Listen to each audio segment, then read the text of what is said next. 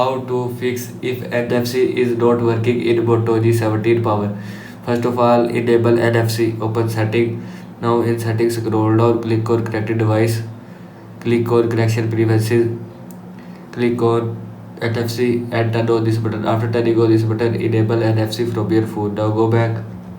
After that, restart device. Swipe down, open quick setting panel. Click on power off icon and click on restart. After click on restart, restart your device. Now go back. After that, update all apps. Open Play Store. Now in Play Store, click on your profile icon and click on manage apps and device.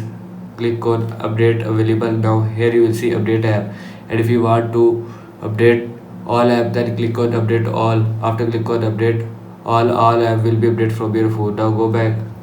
After that, software update. Open setting. Now in settings, scroll down, click on system updates, click on check for update and click on update. After click on update, your phone software will be updated from your phone. Now go back.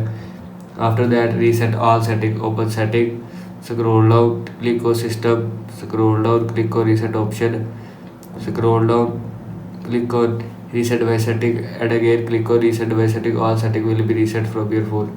This is how you can fix if NFC is not working in Moto G17 power. I hope so you like this video, and thanks for watching this video.